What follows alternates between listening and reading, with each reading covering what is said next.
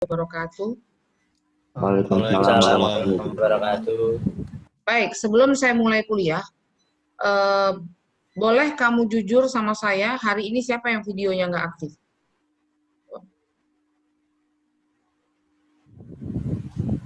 Ada yang videonya nggak bisa aktif karena sinyal dan lain sebagainya?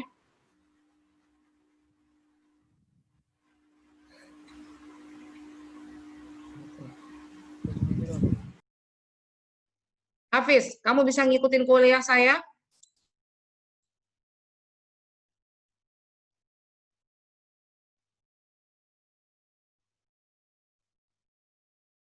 Ada namanya Hafiz?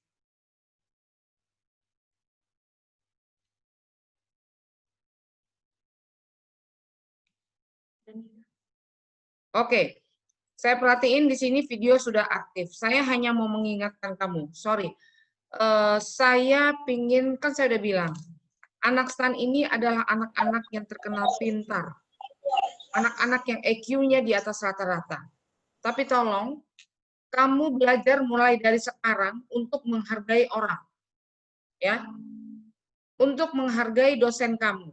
Untuk menghargai orang yang ada di hadapan kamu. Ya, jadi saya nggak mau kamu dengan sepintar ini, tapi anak STAN ini kan terkenal tidak punya manner dan tidak punya attitude.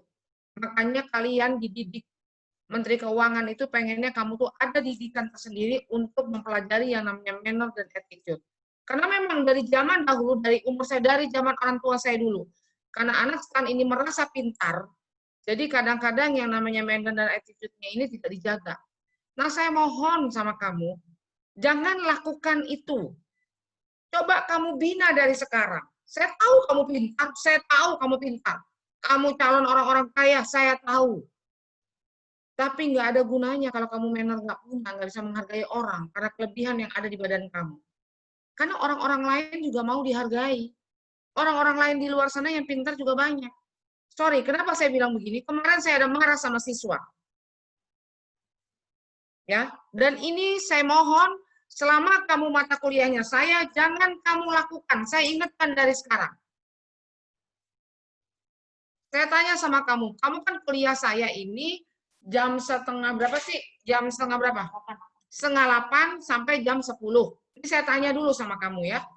Artinya kamu sudah punya kewajiban duduk manis di depan komputer atau di depan laptopmu atau di depan handphonemu untuk mendengarkan Zoom saya. Zoom itu cuma 40 menit karena kamu kan maunya gratis. Dan saya juga tidak mau membebankan kamu.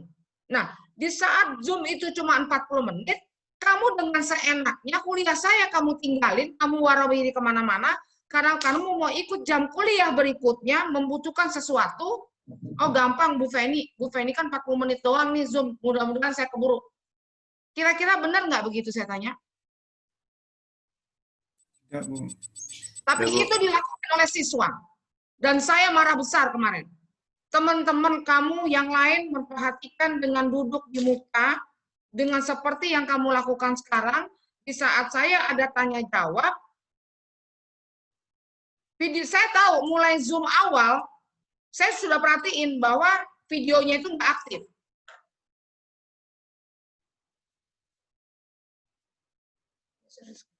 Videonya itu nggak pernah aktif. Dan di saat saya ada pertanyaan-pertanyaan, dia apes. Alasannya sinyal, bla bla, maaf Bu, nggak kedengeran, maaf Bu, bla bla bla. Saya lihat pas terbuka videonya, ternyata dia di dalam mobil. Pantas nggak buat saya tanya. Saya bukannya curhat. Saya hanya mau tahu kamu tidak lakukan ini. Jadi kamu jangan kira nilainya jelek, dikasihnya nggak bagus, kamu lapor kemana-mana dan minta pembelaan dari dosen kamu. Karena kamu di jam berikutnya akan kuliah yang memakai komputer, kamu hang. Kenapa kamu nggak izin sama dosen kamu yang akan datang untuk benerin komputer? Kenapa kuliah saya yang kamu korbankan? Karena kuliah saya nggak ada artinya buat kamu? Atau karena apa? Saya nggak tahu. Sementara jeda dari kuliah saya selesai sampai yang kedua itu ada 1 jam. Saya cuma 40 menit Zoom. Kamu dengan seenaknya ngambil waktu saya. Saya nggak marah sama kamu, saya tolong, saya mau mendidik kamu jadi manusia yang benar. Kalau kamu sudah punya jadwal kuliah, ya sudah, kamu ikutin apapun yang terjadi. Lebih baik kamu jujur. Bu, saya izin 10 menit karena saya harus menerin komputer untuk kuliah. Lebih baik kamu izin sama dosen kamu.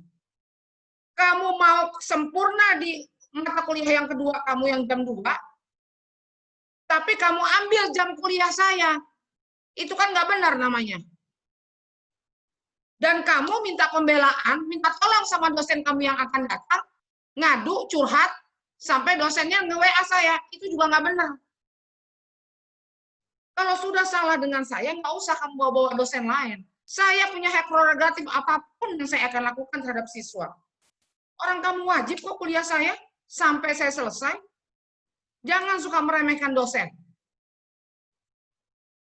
Saya ingatkan kamu, memang saya bukan dosen tetap, tapi saya punya hak yang sama di kampus. Dosen aja harus ngupload segala macam sesuai dengan alamat rumah, sesuai dengan alamat kantor. Kamu seenak-enaknya kuliah di mobil. Karena habis benerin komputer, mau buru-buru. Kamu ini kan tahu ada jam kuliah. Kenapa kayak begini? Bagaimanapun saya merasa tidak dihargai. Terserah kamu mau ngomong apa sama saya. Saya bisa baik sama kamu. Tapi jujur, hal ini saya sudah laporkan ke Kajur maupun ke akademik. Saya tidak main-main untuk kali ini. Kenakalan-kenakalan dan apa yang kamu lakukan pasti saya laporkan ke Kajur. Karena saya mau kamu ini punya manner. Kalau lagi kuliah ya sudah, kuliah saya kamu lakukan. Masalah punya sinyalnya masalah, ininya masalah, situ sudah resiko. Udah tahu kamu mau kuliah kok. Saya mempersiapkan sedemikian rupa semua yang alat saya untuk mengajar kamu, kamu bisa seenak-enaknya sama saya. Saya nggak minta kamu pakai laptop kok. Pakai handphone juga bisa. Kamu kuota udah nggak mau, mahal. Kamu sendiri yang jawab di grup. Saya masih punya, masih simpan. Beli kuota mahal. Oke, saya sebagai dosen, saya ngerti. Udah, caranya presentasi di WA grup supaya kamu tuh tidak terlalu besar biaya kamu. Sekarang dengan hanya 40 menit pun waktu saya kamu ambil. Supaya kamu bisa kuliah yang kedua. Nggak bisa begitu caranya.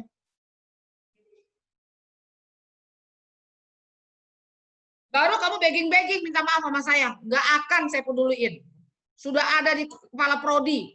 Saya sudah laporkan apa yang dilakukan. Karena saya nggak terima. Apapun mau kuliah lain nanti, intinya kalau jam kuliah dosen itu ya sudah. Apapun yang terjadi, kamu harus kuliah di situ. Kalau nggak mau, dari awal bilang nggak hadir. Dosen lebih menghargai. Walaupun kamu bohong ya. Apapun alasannya, silahkan. Saya mencoba, saya harus belajar apa yang saya bisa untuk kepada untuk transfer umur saya ke kamu, tapi kamu merasa sok pintar. Kamu nggak bisa bohong, karena kejadian itu saya ada punya semua dokumennya. Bagaimana mau sinyal nyala kalau kamu dalam keadaan di mobil? Jangan kamu ambil dong waktu saya. Kalau memang komputer kamu rusak untuk kuliah yang berikutnya, karena kamu itu harus pakai komputer, jangan ambil jam kuliah saya dong. Salah atau tidak dosenmu ini? Saya tanya sama kamu. Enggak, Bu. Ibu nggak salah. Cobalah, kamu ini punya manner sedikit gitu loh. Saya nggak bilang bahwa di kelas ini tidak punya manner ya. Saya tapi tidak akan kejam. Saya akan tetap kooperatif. Nilai kamu baik UTS, nilai kamu UAS baik, saya nggak mau ngurangin nilai kamu. Saya bilangin jelek nilai kamu karena saya dendam sama siswa ini, baru nilai kamu saya asal-asal, oh enggak. Yang namanya Ibu Feni nggak akan pernah begitu. Tapi ada nilai yang kamu akan saya bikin 0. Yang akan menjatuhkan nilai UTS dan UAS kamu. Kalau UTS UAS akan saya buktikan nanti ke prodi.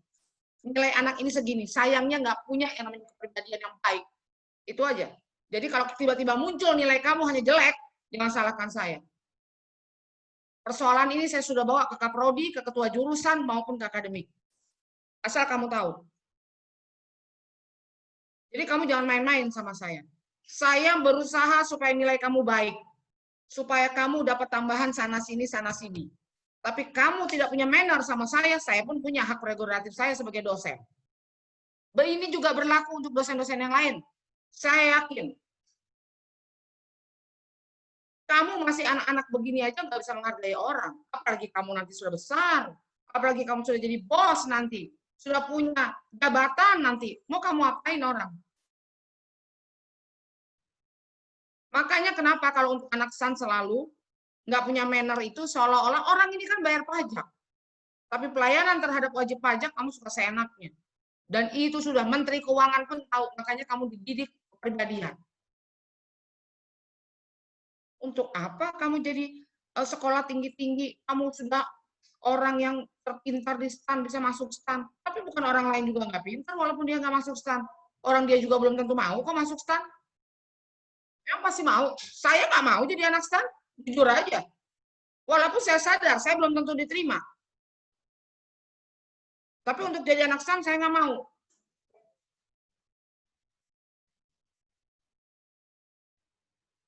Jadi saya ingatkan sama kamu, ini saya peringati betul. Di saat kamu kuliah apapun, coba sudah duduklah di depan laptop kamu, atau di depan komputer kamu, atau di depan handphone kamu untuk dengerin kuliah. Cuma sebentar, 40 menit kok. Kalau di WA group, kamu mau kemana-mana, tiba-tiba pergi sebentar, itu nggak ketahuan. Tapi di saat Zoom, ya kamu hargai dong orang. Kamu kan udah enak kalau mau nipu saya setengah 8 sampai jam 9, kamu bisa nggak bangun dulu, tidur dulu. Di tempat tidur sambil jawab-jawab. Kenapa giliran Zoom kok nggak bisa? Kamu cuma sebentar. Saya nggak perlu kasih tahu siapa yang melakukan ini. Kamu cukup, mungkin kamu dengar nanti di kelas lain. Saya nggak tahu juga. Saya nggak perlu kasih tahu siapa anaknya. Tapi saya tetap kooperatif. Nilai sesuai dengan apa yang kamu jawab di soal. Saya nggak akan dendam. Cuman ada nilai saya yang lain nanti tetap itu kan nanti saya dilihat juga sama Kaprodi dan ketua jurusan. Nilai dia pasti diminta. Saya juga harus kooperatif, nggak boleh yang kayak begitu. Saya juga bukan dosen killer ya. Tapi kamu ini harus tahu, jadi jangan meremehkan setiap mata kuliah yang kamu lakukan. Ah, gampang, entar jam segini. Saya coba, kalau kamu apes, ini kan apes nih teman kamu nih. Apes itu nggak permisi datangnya. Karena kita nggak bisa ngomong sama Tuhan. Kalau apes datangnya permisi, enak. Ya, saya ingatkan itu. Ini masih panjang perkuliahan. Cobalah, kamu hanya 7 kali pertemuan kok sekarang ini udah menuju UAS. Nggak akan ketemu saya, ibaratnya mungkin apa ketemu lagi, atau mata kuliah yang lain mungkin udah nggak ketemu. Tolonglah hargai yang cuma sebentar ini. Kalaupun itu ilmu dari saya tidak bermanfaat bagi kamu, tolong kita saling menghargai. Saya juga nggak mau ngajar kamu kok. Saya dapat kelas kamu itu kan karena kampus yang menentukan, bukan saya. Saya kalau mau milih, saya mendingan ngajar anak AP, ahli program. Santunnya lebih tinggi kepada dosen. Karena apa? Ya karena dia udah tahu betapa sulitnya yang namanya bekerja, betapa sulitnya menghadapi orang, dan di lapangan itu seperti apa. Anak AP lebih baik daripada kamu-kamu yang reguler. Reguler ini sombong. Mentang-mentang jadi mahasiswa segala macam. Saya sudah 3 tahun ngajar di STAN. Saya amat tahu. Kamu belum tahu kehidupan di luar sana apa yang terjadi. Emangnya kamu pasti disukai orang? Kan enggak. Saya rasa saya sebetulnya sih nggak perlu bicara ini, tapi saya harus kasih tahu ke kamu karena saya mengalami ini minggu lalu, Selasa kemarin pas saya ngajar, dan semua itu sudah saya lakukan dan saya screenshot semua apa yang kamu ucapkan sama saya untuk menjadi bukti saya di Kaprodi dan ketua jurusan kamu. Ketua jurusan anak ini ya, saya nggak tahu dia jurusan apa, pokoknya saya ngajarnya agraria deh, saya nggak tahu dia jurusan apa. Kamu mikir aja sendiri. Dan ini sudah sampai di Kaprodi. Saya nggak tahu keputusannya apa nanti. Cuma saya tetap harus bijaksana, ngasih nilai semuanya UTS dan UAS untuk memberikan bukti kepada Kaprodi. Kalau memang bagaimana kemampuan anak ini. Kalau itu saya sangat kooperatif, saya nggak mau mengecam nilai kamu. Kamu punya hak yang sama. Tapi kamu tidak punya kepribadian yang bagus. Itu aja intinya. Nah, saya kenapa cerita begini, saya tidak mau terulang sama kelas ini. Jadi kamu sudah ada mata kuliah apapun, bukan saya aja. Duduklah yang manis, hargai dosen kamu. soal nanti nggak ada sinyal, soal ini dan itunya, ya kamu ngomong aja di saat itu gimana caranya. Kan di rumah kamu nggak tinggal sendiri. Ada handphone adekmu, ada handphone orang tuamu. Pinjam aja sebentar. Saya ini pernah jadi mahasiswa juga. Jangan akal-akalan mahasiswa ini banyak. Pembelaan mahasiswa banyak, cuman buat saya basi, saya tahu. Mau kamu tinggalnya di gunung juga tetap ada kok sinyal. Kampus kan bantu kamu untuk kuota. Ya, oke. Sekarang kita lanjutkan. Saya mohon maaf lahir batin untuk kepada kamu semua. Saya minta waktu yang tinggal beberapa saat lagi, tinggal 6 pertemuan lagi. Tolonglah kita serius belajar dan menghargai saya sebagai dosenmu untuk agraria. Dan juga dosen-dosen yang lain. Cuma sebentar masa kamu. Nanti saya udah ganti dengan siswa lain lagi. Ya, terima kasih kalau kamu merasa bermanfaat mata kuliah ini, terima kasih. Kalau menurut kamu pun tidak, tolong sampai 6 pertemuan ini aja. Selesai, angkanya keluar, kamu juga nggak akan kenal saya lagi. Udah cukup kok. Ini kan kewajiban kamu, Pria, bukan saya. Ya, oke, kita hari ini tadi saya udah dengarkan semua presentasi kamu, saya rasa sudah cukup baik, dan komentar-komentar yang ada di WA Group juga sudah cukup baik, kamu sudah mengerti penguasaan ini hanya perlu sekedar penghafalan aja. Land reform sendiri itu adalah suatu, land itu tanah, reform itu adalah perubahan. Perubahan akan tanah yang ada. Bagaimana caranya untuk memberikan keuntungan bagi masyarakat yang ada di Indonesia atas tanah-tanah yang dimiliki. Nah, memang kita mempunyai ketentuan maksimal yang dimiliki atas tanah-tanah yang diberikan oleh pemerintah. Kalau untuk saat ini mungkin sudah tidak ada lagi ini. Bukannya dihapus, cuman memang kan tidak ada lagi lahan yang ada di Indonesia ini yang bisa diberikan kepada orang. Kalau dulu, terutama zaman Orde Baru dulu, waktu zamannya Pak Harto dulu, mungkin kamu ingat yang namanya transmigrasi. Makanya orang-orang itu dikasih lahan untuk mengolah tanah-tanahnya. Nah, ketentuan maksimum itu memang ada, betul itu memang ada. Kalau keluarganya 7 dikasihnya sekian, kalau keluarga sekian dikasihnya sekian, itu betul. Makanya orang-orang dahulu kala, yang orang-orang yang lahirnya di tahun 20-an, 30-an, itu punya lahan dan kebun yang luas-luas pasti, karena memang dikasih. Karena tidak ada yang mengelola lahan itu. Kalau yang ngasih, makanya banyak orang dari Jawa terutama itu yang transmigrasi ke Sumatera untuk bisa mengelola tanah-tanah itu. Nah, tanah itu jadi miliknya atau enggak? Yang kamu tahu jadi miliknya Bisa jadi enggak. Tergantung. Tergantung apa tuh? Hah? Tergantung apa? Tapi semua itu jadi pemiliknya semua, nggak ada yang nggak jadi pemilik. Dengan alat bukti yang ada. Terus bisa dijual nggak sama dia? Setelah ini dikasih nih, dengan ketentuan maksimumnya, kan maksimum 20 hektar, tapi dibagi-bagi sesuai dengan keluarga yang ada. Nah, sekarang pada di saat dikasih, ada alat bukti atau tidak, dan bisa dijual atau enggak? Bisa, Bu.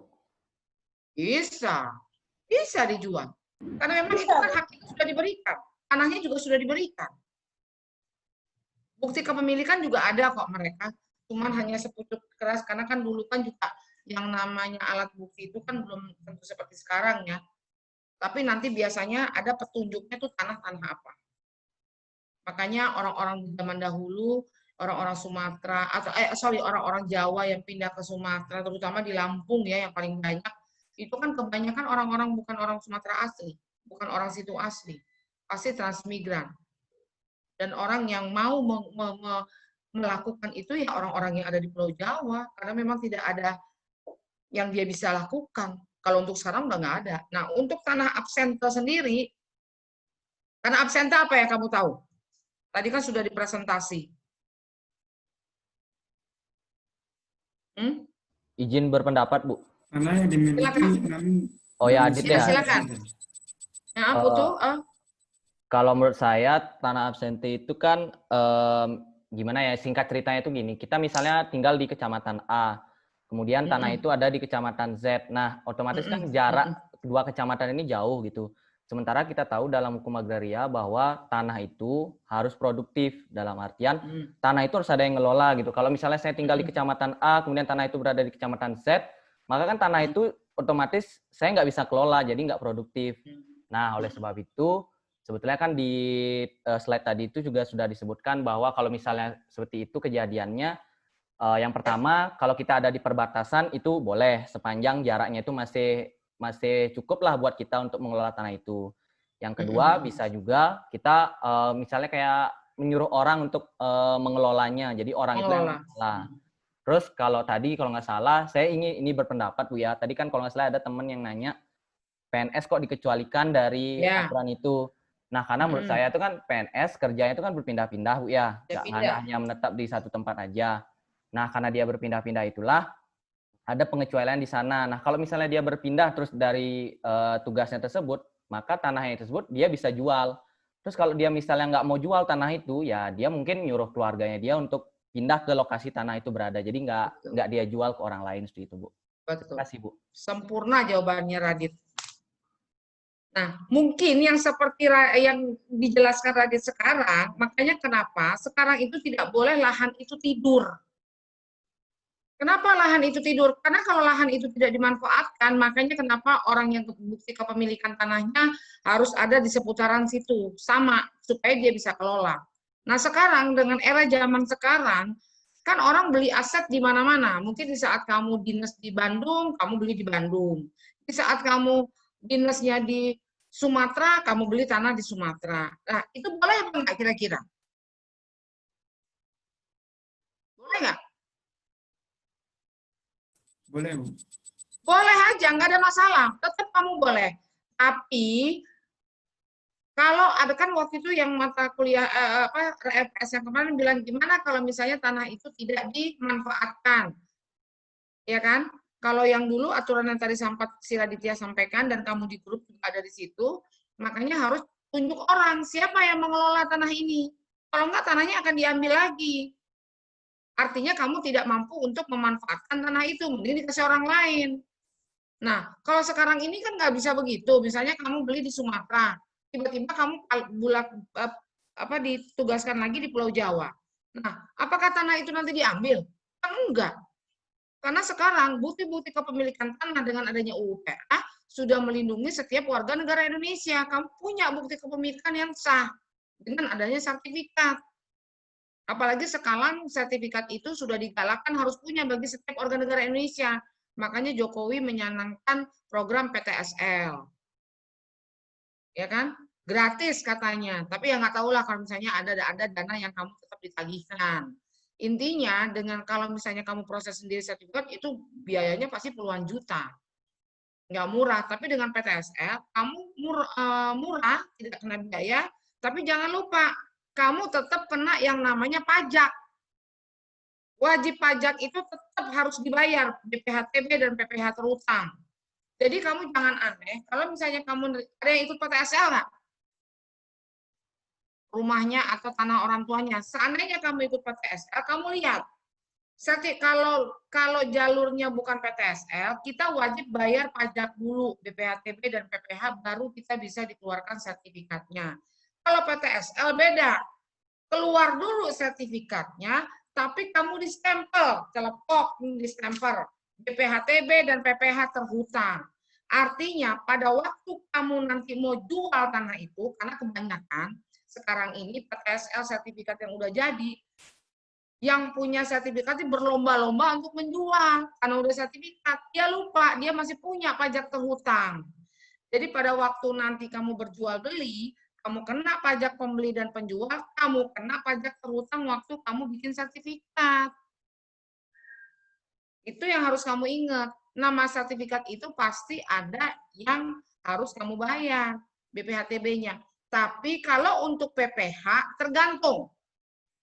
Kalau jual beli kamu sebagai alat bukti dulu kepemilikan tanahnya itu sebelum 97, itu kamu masih PPh-nya nihil. Kamu hanya pajak terutangnya adalah BPHTB. Kalau pembelian itu di bawah 97, paling nggak 97. Karena pajak itu wajib itu setelah 97. Jadi kamu yang terhutang BPHTB-nya aja. Jadi nanti kamu kalau tiba-tiba punya sertifikat, jangan ngomel-ngomel, lemah-lemah Pemda. Kok saya kena pajak terutang, ini segala macam. Lah, uang kamu PTSL-nya gratis kok. Kewajiban belum bayar pajak aja kamu sudah dikeluarkan sama Pak Jokowi itu. Tapi di sampel BPHTB terhutang. Kalau PPH jarang terhutang karena biasanya kepemilikannya di atas tahun sebelum tahun 97 itu memang nihil. Ya, paham ya sampai di sini kalau yang para PTSL ataupun Prona, sama PTSL Prona. Zaman sebelum Jokowi namanya Prona. Kalau zamannya Pak Jokowi itu PTSL. Nah, kenapa sekarang yang tadi si Radit bilang kalau misalnya itu tidak difungsikan segala macamnya. Nah, kemarin kan kamu di RP sudah bilang setiap tanah-tanah yang tidak difungsikan itu akan menjadi milik negara. Negara tidak serta-merta akan mengambil. Apalagi dengan sekarang ini kamu beli waktu dinas di Papua, udah gitu pulang kamu diemin di sana, nggak akan semerta-merta diambil oleh negara. Orang kamu punya dokumen kok. Cuman memang setiap tanah yang kita miliki dan aset, saya sudah pernah bilang, tetap harus kamu liatin. Tetap kamu harus ada orang yang ngurusin supaya tidak diambil oleh orang lain. Karena kadang-kadang gini, kamu nggak pernah ngeliat, apalagi nggak kamu pakerin, nggak kamu suruh orang nungguin.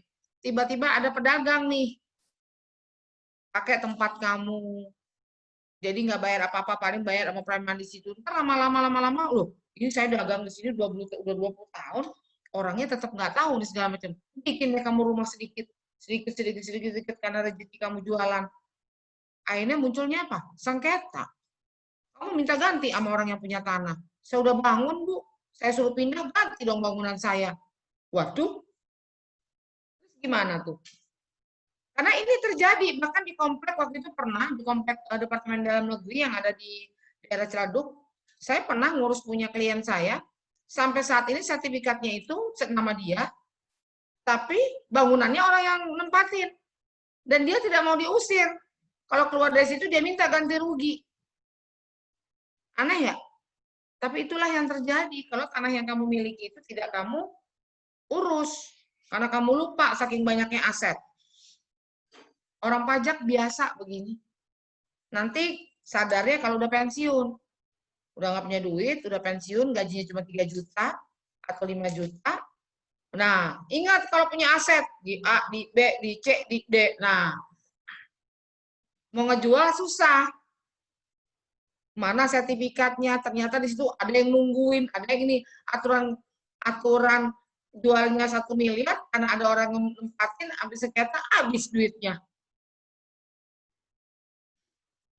Kira-kira begitu. Makanya kenapa agraria ini sebetulnya baik sebelum berlakunya UU PA dan setelah berlakunya UU PA itu ditekankan di pasal 33 untuk melindungi semua warga negara Indonesia, itu betul memang. Pemerintah tetap memberikan aturan gimana caranya warga negara Indonesia ini terlindungi atas aset-aset yang dia punya. Gimana caranya? Sekarang digalakkan dengan penerbitan sertifikat gratis. Kalau yang punya duit mah gampang. Datang ke notaris, datang ke BPN, jebret, bayar 50 juta. Dia nggak pusing. Nggak punya ini, nggak punya itu, pokoknya bayar. Bu Feni bilang 100 juta, Pak. Saya minta 100.000 per meter. Kalau luasnya di atas 1.000. Udah ketahuan tuh, 100 juta. Oh, bayar. Coba. Iya kan? Tapi kalau untuk orang, kan nggak semua orang Indonesia ini mampu keuangannya. Nah, pemerintah ini untuk melindungi warga negaranya dibuatlah sistem ini. Mungkin sistem PTSL segala macamnya sama dengan yang dulu digalakkan land reform atau absente itu tetap ada sekarang, cuman beda aja ininya apa namanya pengertiannya, bukan pengertiannya apa ya istilahnya itu beda aja. Absente pada waktu kamu nanti jual beli nanti ada tanah absente juga atau guntai. Tapi kalau untuk di Tangerang itu apabila lebih dari 1 kecamatan kamu punya aset di satu kecamatan, yang keenamnya kamu harus izin. Bukan berarti tidak boleh, boleh. Siapa tahu kamu bermain properti. Kamu punya tanah simpenan ternyata 5.000 meter di Tangsel. Tuh. Akibat nabung udah 30 tahun tuh. Nggak pernah jajan, nggak pernah ini karena WFH melulu, tabungannya menggunung. Kamu beli, jebret 5.000. Mau dibangun perumahan, kamu mau bikin real estate. Kalau 5.000 paling kalau misalnya 100 anggaplah jadinya berapa tuh? 200 deh. Yang 300 ya kan buat fasos, fasum dan segala macamnya. Masa boleh tuh si Faras beli punya rumah 200 biji? Boleh Faras, tenang. Boleh aja. Nanti notaris banknya saya deh. Kalau mau KPR. Siapa tahu Anggit mau beli, si Andi mau beli, Vanessa mau beli, tuh. Gampang. Iya kan? Tinggal beli semua. Kok kata ibu dulu dosen nggak boleh? Boleh. Kalau lebih dari, tapi kamu izin. Pada waktu kamu nanti nyepet semua sertifikatnya, kamu bikin set plan segala macam, itu sudah izinnya. Tapi kalau kamu cuma punya satu, nih misalnya akad Bu Feni, ketemu kemarin saya orang pajak, beli aset. Nah, cuma satu belinya. Nah, pasti nanti ada surat pernyataan. Suatu saat, ini apa sih Bu, tanah absente? Dia bilang gitu, oh ini tanah yang kalau kamu di sini lebih aturannya lebih dari 1 kecamatan, nggak boleh Pak, kecuali ada izinnya. Nah kalau belinya cuma satu, baru satu nih, misalnya Yofi kemarin karena udah hampir setahun ini kan duitnya tuh nggak kejajan-jajan tuh buat kos, buat apa-apa, nggak taunya mau nyicil nih di rumah. Ya udah, nanti ada tuh pernyataan itu, absente, guntai. Tapi beda artiannya. Kalau sekarang ini di 1 kecamatan, bukan soal dia itu memiliki lahan di mana dan di mana, itu boleh-boleh aja, nggak ada masalah. Yang penting tanah itu diurus. Ya, paham? Jadi kamu sekarang sudah belajar agraria, sedikit banyak ada yang nempel lah yang diucapkan sama Bu Feni, nanti kalau beli aset jadi harus bagaimana.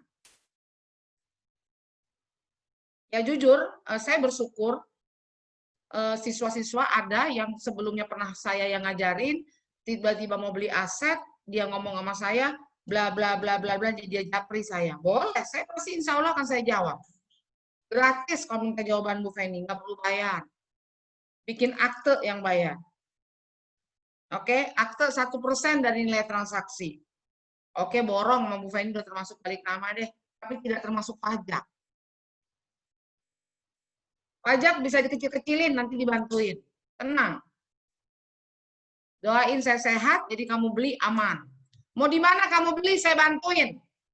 Mau beli di Pondok Indah, mau beli di Kebayoran, mau beli di Bintaro, mau di mana-mana, atau mau beli di Jawa, saya bantuin. Nanti saya referensi, oh tolong bantu mantan siswa saya, si A. Jangan mahal-mahal. Kan paling kamu minta, Bu, jangan mahal-mahal, Bu. Nah, cuman kata-katanya itu kan jangan mahal-mahal. Padahal harga transaksi bank udah jelas, masih mau ditawar juga. Kalau misalnya kamu KPR, Bu, boleh kasih Bu, kalau saya KPR di bank, tiba-tiba ada angka notarisnya mahal. Kita mau nawar, Bu. Tergantung. Karena kita di bank juga udah di float harga-harganya. Kalau misalnya kamu mau nawar, biasanya sih kalau yang ini jarang bisa karena harga notaris pun udah di float, nggak sama seperti biasa kita transaksi pribadi. Di bank tuh pasti lebih murah. Harga notaris itu jauh, misalnya kalau pribadi itu harga akte 1 miliar itu bisa 10 juta, di bank nggak boleh 10 juta. Mungkin setengahnya bisa. Nah, mau nawarnya gimana? Kalau kamu kenal sama tuh notaris. Kadang-kadang kalau kamu nggak kenal, nggak dikasih juga. Udah apa adanya aja. Ya, tiba-tiba kamu lihat, aduh ternyata notarisnya Bu Feni. Biasanya penawaran itu akan dilakukan kalau, karena kan saya dibayar oleh bank. Jadi kamu jangan salah paham sama bank. Nanti bank yang transfer saya dengan memotong yang apa yang sudah saya minta. Nah, diskonnya nanti itu tersendiri, nggak boleh yang tadi ditransfer sama bank. Jadi main belakang diskonnya. Bu, tolong dong Bu, iniin saya kurang mau bayar ini. Waduh, berkurang lagi duit saya tuh. Kira-kira begitu. Semua bisa dinegosiasi kok. Kamu ngomong aja sama orang bank. Boleh biasanya, tapi ada bank yang saklek biasanya nggak boleh. Kayak BCA nggak bisa. Kamu ngomongnya harus sama notarisnya. Kalau ke banknya, bank nggak mau. Karena kita sudah ada harga-harga yang dipatok sama mereka. Ada administrasi pun yang harus dibayar oleh notaris kepada bank. Yaitu menjadi rahasia notaris lah. Ya, jadi saya rasa untuk land form tidak sulit, cuma sekedar kamu bisa baca aja kenapa kok adanya land form, tujuannya untuk apa, nanti kamu bisa baca. Biasanya land form itu kan apa namanya, hanya untuk memberikan apa, tujuan untuk diadakan land form untuk apa sebenarnya? Kenapa diadain land form? Untuk mensejahterakan petani itu sendiri, Bu. Oke, satu. Yang kedua,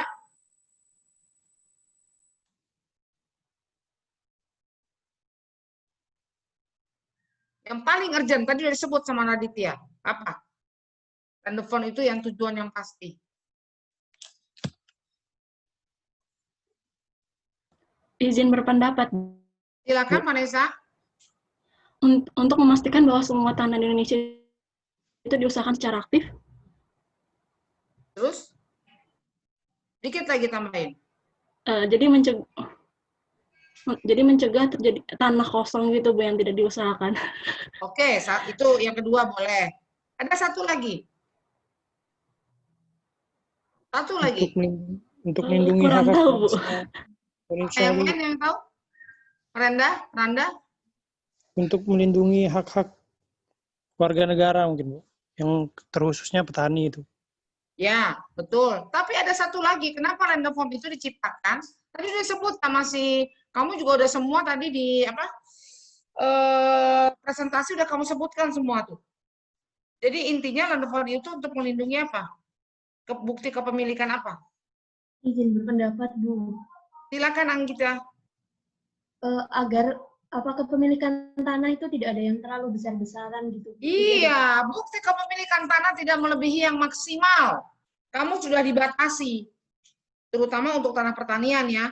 Karena kan kalau untuk perumahan atau apapun kan nggak mungkin punya tanah 1 hektar. Mau berapa bangunnya? Kamar mandinya 1000 meter, kamar tidurnya 2000 gitu, nggak kelar-kelar. Berapa lihat nanti bangunnya? Luas amat, nanti lupa masuk pintu mana. Nanti kamu lupa istrimu yang mana lagi saking luasnya. Di sini ada, di sono ada, nanti kalau udah kegedean begitu. Oke? Untuk land form, saya rasa cukup. Kamu bisa pelajari di rumah, hanya untuk menghafalnya. Saya mau tanya sama kamu mengenai kemarin kamu UTS.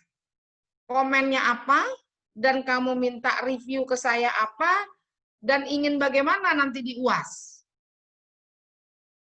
Ayo silakan, biar masukan buat saya. Karena kebetulan kita kemarin dosen-dosen agraria ini kan ngumpulin soal diminta oleh Dosko.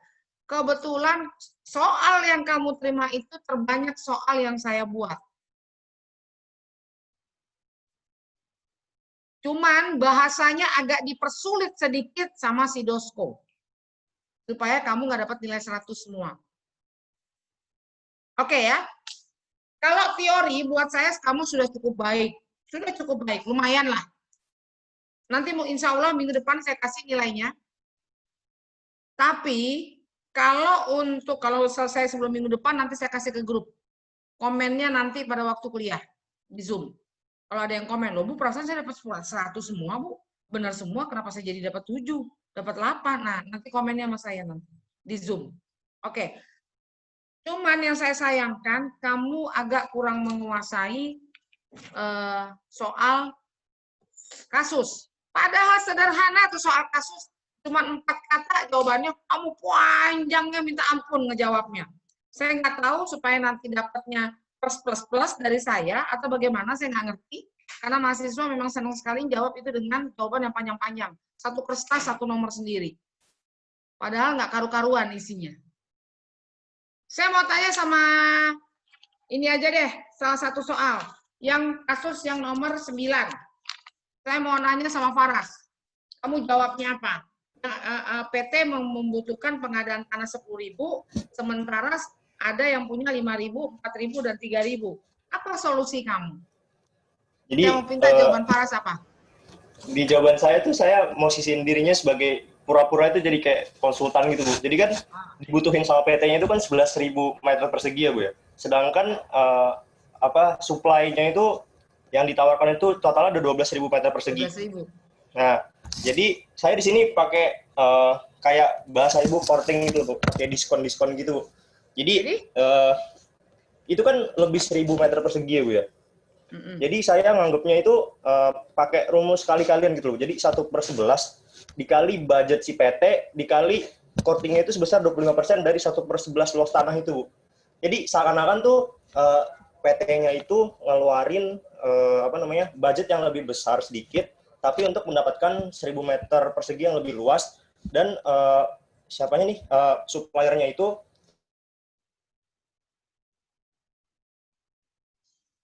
Terus kok mati terus? Kayaknya komputernya dia nih, coba.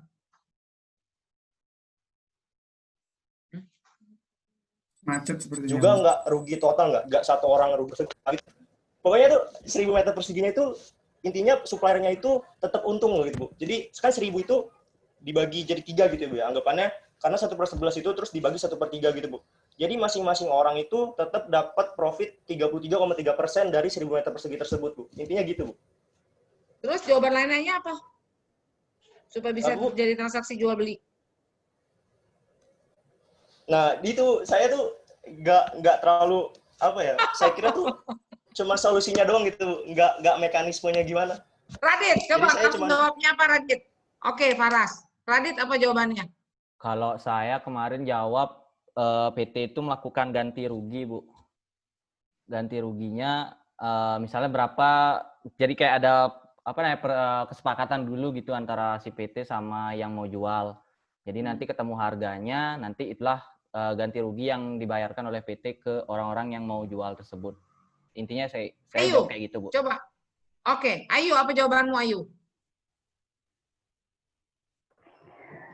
Hampir sama-sama kayak Radit sih, Bu. Cuman saya lebih ke ininya ya, perjanjian yang dibikinnya nanti. Kayak nanti ngeluarin aktenya lewat kesepakatan yang udah dibikin sama PT sama suppliernya tanah itu, gitu.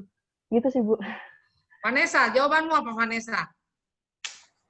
Maaf Bu, sebenarnya aku udah rada lupa sama jawaban saya, Bu. Kenapa lupa? Saking banyaknya, tapi dan saya juga kurang, ternyata itu lebih 1.000, Bu. Jadi ingat saya jawab apa ya, lupa Bu. Kayaknya kalau nggak salah dijual, tapi aku lupa lengkapannya apa, Bu. Maaf ya, Bu. Oke, nanti saya lihat jawabanmu. Karena memang saya sudah lihat jawaban kamu. Saya nggak bilang jawaban kamu ngawur, enggak. Cuman kamu tuh terlalu jauh jawabnya tuh. Aduh, kenapa kamu bikin susah tuh jawaban? Nggak perlu dibikin susah sebenarnya. So, Yofi, kamu jawab apa, Yofi? Intinya sih sama Bu seperti teman-teman, cuma ditambahkan hak milik HGB gitu aja. Oke, nanti saya baca jawaban kamu ya. Karena saya belum selesai, masih ngoreksi yang kelas lain. Ada konversi hak lah, intinya gitu sih. Konversi harus ada. Sebetulnya kalau kamu jawab, ini kan sebenarnya soal jebakan sebenarnya. Sebenarnya soal jebakan. Nah, kamu nih nggak ngerti kalau dijebak sama broskonya. Sebetulnya kamu tuh jangan indahkan masalah 11.000 lah. Sekarang kan PT mau beli tanah berapapun kan urusan dia. Nah, berapa tanah yang mau dijual kan tinggal PT mau apa enggak. Kamu kayak si Faras ngapain ngebahas 4.000 dibagi susah amat? Tak usah. Intinya orang mau ngejual 12.000, yang dibutuhkan perusahaan 11.000. Nah, sekarang gini aja. Oke lah kalau kamu mau bilang, ya Bu, karena ini 12.000 yang ada, yang 1.000-nya di-split aja, Bu. Yang mana yang mau kamu split? Yang 5.000, yang 4.000, yang 3.000. Anggap aja 3.000, Bu. Itu nanti dipotong tanahnya. Nanti kan lihat lapangan dia nggak tahu yang mana bisa dipotong supaya tanahnya bagus jadi 11.000. Tinggal di-split salah satu sertifikatnya. Selesai kamu jawab begitu. Nah, terus gimana supaya bisa transaksi? Turunkan haknya menjadi jual beli, itu menjadi HGB. Selesai kok.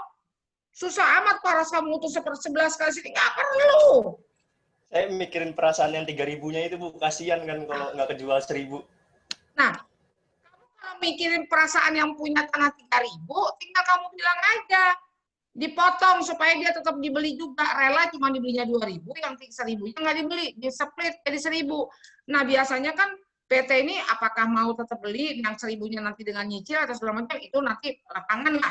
Intinya gimana caranya, karena yang tersedia 12.000, belinya 11.000, ya di-split aja, yang 1.000 buang. Ngapain kamu bagi-bagi, susah amat. PT bisa beli kalau hak milik yang dimiliki oleh orang ini, siapa bapak-bapak ini, ya diturunkan haknya. Kamu cuma jawab begitu aja udah 100 tuh nilainya, tapi kamu jawabnya seperti Faras tadi. Kemana ini ngalurnya gitu loh. Disinilah kamu disuruh ngelatih gimana caranya kamu mencerna soal. Makanya jangan sampai nanti pada waktu kamu menjadi fiskus pajak, mengenakan suatu SKP kepada wajib pajak, terus kamu ngulantur yang nggak penting-penting, akhirnya SKP keluar, giliran dia ngajuin banding, kamu kalah. Ini yang dimaksud sebetulnya. Bagaimana kamu mencerna soal seorang wajib pajak. Nggak usah ngalur ngidul kemana-mana. Saya lihat soalnya ampun jawabannya panjang-panjang bener. Padahal supaya terjadi jual beli diturunkan dulu Bu haknya jadi HGB. Nah karena butuhnya 11.000, ya tinggal yang salah satu sertifikatnya itu dipotong aja Bu. Kira-kira jadi kan 1.000-nya itu yang dibuang. Entah yang 5.000, 4.000, 3.000, selesai itu jawaban. Nggak usah kamu kemana-mana, bikin pusing. Karena kan kamu ini bukan agraria, bukan yang harus menyelesaikan di lapangan. Kecuali kalau kamu sudah melihat bentuk, ternyata 12.000 ini yang kamu beli 11.000, oh yang 3.000 ini ternyata yang seluruhnya itu ada danaunya, apa segala macam, ya ini aja nih yang dipotong, biar saya nggak perlu sama danau. Gitu dong caranya. Tapi saya nggak, kan saya bilang, saya tidak perlu detail jawaban kamu, karena saya tahu kemampuan kamu yang harus kamu tahu itu intinya yang mana. Itu yang saya kasih nilai. Semua kelas ngaco jawabannya. Bukan kamu doang. Karena kamu udah stres kayaknya dengan pertanyaan ini, kamu bingung gitu loh. Kamu nggak berusaha untuk nyaman menerima soal ini. Karena kamu udah buka soal, buset, ada 15 panjang-panjang, kamu udah panik tuh. Itulah hebatnya dosko kamu yang agraria. Dia bikin kamu panik dulu, padahal soalnya sederhana semua. Yang satunya nih, Mr. Thomas sering tinggal di Indonesia untuk kepentingan bisnis, ingin memiliki properti untuk tempat tinggalnya. Selama ini tinggal dari hotel ke hotel. Gimana caranya? Yang kita, jawaban kamu apa?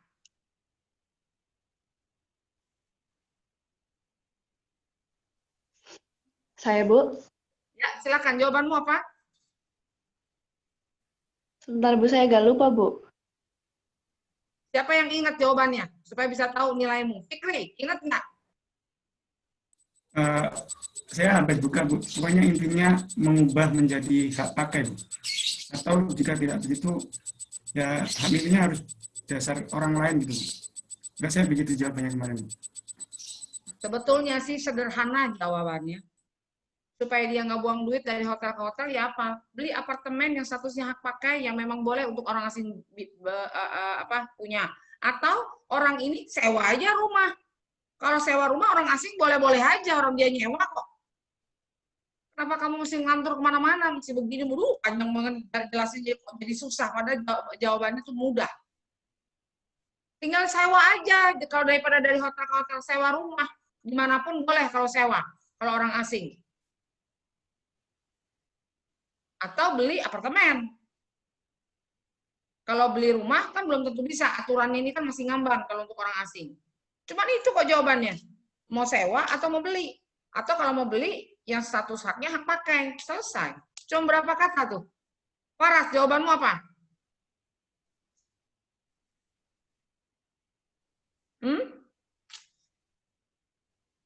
Masih di mute, Pras. Masih di mute. Jawabanmu apa? Bu. Ya, jawaban saya itu, Bu. Nyari properti yang bisa, yang jual atau pokoknya sewa atau beli properti yang bisa cuma hak pakai gitu. Ya. Kalau jawabanmu itu udah cukup, saya pasti benerin. Udah dapat 100 tuh kalau jawabannya begitu. Nggak usah ngelantur-ngelantur jawabannya. Sewa atau beli yang statusnya hak pakai, selesai. Hak pakainya saya kasih tanda kutip gitu, Bu, biar jelas gitu. Hak pakai ya gitu. Oh, dosenmu jelas, tenang aja. Tahu kok. Oke. Jadi kamu lain kali kalau baca soal, jangan kamu anggap soal itu rumit. Itu sebenarnya jebakan-jebakan soal yang harusnya sebenarnya cukup sederhana bahasa jawabannya. Cuman karena kamu nih memang ini sih, apa namanya, rata-rata soal ini adalah soal saya punya nih. Soal yang saya ajukan itu semuanya keluar. 10-10 yang saya ajukan semuanya keluar. Cuman dirubah bahasanya sulit bertanya doang. Intinya sih itu soal saya. Kan ini kan semua yang sudah saya suruh hafalkan nih kamu nih. Dari mulai kuliah sudah saya kasih tahu semua. Iya apa enggak? Mengapa hukum agraria lama dilakukan perubahan secara fundamental dengan hukum agraria nasional? Apa tuh? Kan ada dualisme, ada unifikasi, itu. Oke, mudah-mudahan baik nilainya, saya rasa. Jadi kamu bisa ada bayangan nanti di UAS, soalnya seperti apa. Jadi kamu jangan terlalu bilang kalau itu susah dan bla bla bla, yang enggak. Cuma memang pasti soalnya banyak. Kan kamu nggak mau pilihan ganda. Kalau pilihan ganda tuh nilai kamu tuh banyak yang jatuh soalnya. Jadi roba esai tapi dengan banyak. Kalau kamu juga intinya tahu, ini sebetulnya 150 menit lebih. Sebetulnya mungkin 1 jam atau 1 jam setengah udah cukup ngerjainnya. Cuma kan karena kamu punya rasa ketakutan maunya 100 semua, hasilnya ya akhirnya ngawur kabeh jawabannya. Enggak sih, sebenarnya kamu nggak ngawur. Cuman terlalu panjang ngasih jawaban soal yang kadang-kadang di awalnya udah benar, di tengahnya salah, di sini belakangnya benar lagi. Karena kan kamu demen sama jawaban panjang. Kayaknya LJU-nya hasilnya banyak benar. Saya perhatiin. Oke, kalau gitu saya cukupin hari ini kuliahnya. Mudah-mudahan bermanfaat. Kita lanjut dengan SPS depan, SPS 10, SPS 10 ya. Oke, kamu buat seperti tadi, kamu presentasi kamu sudah cukup baik, semuanya saya tidak bisa bilang cuma salah satu yang baik, sudah lebih pinter bikin presentasinya. Nah, saya mohon buat nambah-nambah nilai kamu. Kalau UTS saya kasih nilai real kamu, tapi untuk di akhir nanti pasti ada semuanya katrol. Katrolnya apa? Karena ada sikap, ada kehadiran, ada kuis, ada tugas. Jangan lupa tugas RPS sebelum terakhir 13 kamu kumpulin. Jam 000. Tuh. Saya kasih spare tuh jam 0000. Lewat 1 menit saya nggak terima. Ya. Bagian ke-13 kamu kirim ke Google Classroom kamu untuk tugas-tugas. Pada RPS ke-13 itu sampai jam 00 malam lah saya terima deh. Siapa tahu kamu bikinnya baru paginya tuh nggak sempat karena masih bikin tugas yang lain. Dan tugas saya mungkin karena sedikit, jam 00.00 baru selesai. Oke, saya terima. Nggak ada masalah. Yang penting kamu buat. Kamu kuisnya mau di 13 apa mau di 14?